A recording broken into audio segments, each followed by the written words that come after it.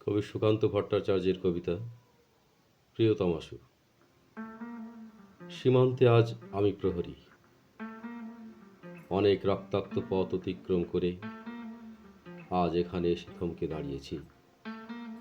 স্বদেশের সীমানায় ধূসর তিউনিসিয়া থেকে স্নিগ্ধ ইতালি থেকে ছুটে গেছি বিপ্লবী ফ্রান্সে। নক্ষত্র নিয়ন্ত্রিত নিয়তির মতো দুর্নিবার অপরাহত রাইফেল হাতে ফ্রান্স থেকে প্রতিবেশী বার্মাতেও আজ দেহে আমার সৈনিকের গড়া পোশাক। হাতে এখনো দুর্জয় রাইফেল, রক্তে রক্তে তরঙ্গিত জয়ের আর শক্তির দুর্বহ দম্ভ। আজ এখন সীমান্তে প্রহরী আমি। আজ কিন্তু নীল আকাশ আমাকে পাঠিয়েছে আমন্ত্রণ। স্বদেশের হাওয়া বয়ে এনেছে অনুরোধ। চোখের সামনে খুলে ধরেছে সবুজ চিঠি। কিছুতেই বুঝি না কি করে এড়াবো তাকে,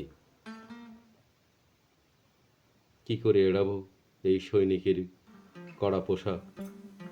যুদ্ধ শেষ, মাঠে মাঠে প্রসারিত শান্তি, চোখে এসে লাগছে তারই শীতল হাওয়া। প্রতি মুহূর্তে শ্লথ হয়ে আসে হাতের রাইফেল, গা থেকে খসে পড়তে চাই এই কড়া পোশাক। রাত্রে চাঁদ ওঠে, আমার চোখে ঘুম নেই। তোমাকে ভেবেছি কতদিন, কত শত্রুর পদক্ষেপ শোনার প্রতীক্ষার অবসরে, কত গোলা ফাটার মুহূর্তে, কতবার অবাধ্য হয়েছে মন যুদ্ধ জয়ের ফাঁকে ফাঁকে, কতবার হৃদয় জ্বলেছে অনুশোচনার অঙ্গারে। তোমার আর তোমাদের ভাবনায় তোমাকে ফেলে এসেছি দারিদ্র্যের মধ্যে, ছড়ে দিয়েছি দুর্ভিক্ষের আগুনে। ঝড়ে আর বন্যায়, মারে আর মড়কের দুঃসহ আঘাতে বারবার বিপন্ন হয়েছে তোমাদের অস্তিত্ব। আর আমি ছুটে গেছি এক যুদ্ধ থেকে আর এক যুদ্ধক্ষেত্রে। জানি না আজও আছো কি নেই।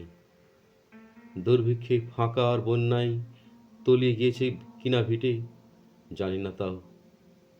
তবু লিখছি তোমাকে আজ, লিখছি আত্মম্ভর আশায়। ঘরে ফেরার সময় এসে গেছে, জানি আমার জন্য কেউ প্রতীক্ষা করে নেই। মালায় আর পতাকায়, প্রদীপে আর মঙ্গল ঘাটে, জানি সম্বর্ধনা মিলবে না বীরত্বের পুরস্কার। তবু একটি হৃদয় নিচে উঠবে আমার আবির্ভাবে, সে তোমার হৃদয়। যুদ্ধ চাই না আর যুদ্ধ তো থেমে গেছে। পদার্পণ করতে চাই না মন ইন্দোনেশিয়ায়। আর সামনে নয়, এবার পেছনে নয়, এবার পেছনে ফেরার পালা। পরের জন্য যুদ্ধ করেছি অনেক, এবার যুদ্ধ তোমার আর আমার জন্য। প্রশ্ন করো, যদি এত যুদ্ধ করে পেলাম কি?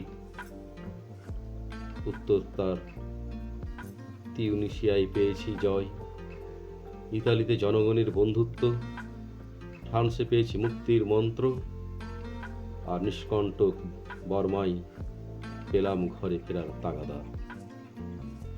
আমি যেন সেই বাতিওয়ালা, যে সন্ধ্যায় রাজপথে পথে বাতি জ্বালিয়ে ফেরে, অথচ নিজের ঘরে নেই যার বাতি জ্বালার সামর্থ্য। নিজের ঘরেই জমে থাকে দুঃসহ অন্ধকার।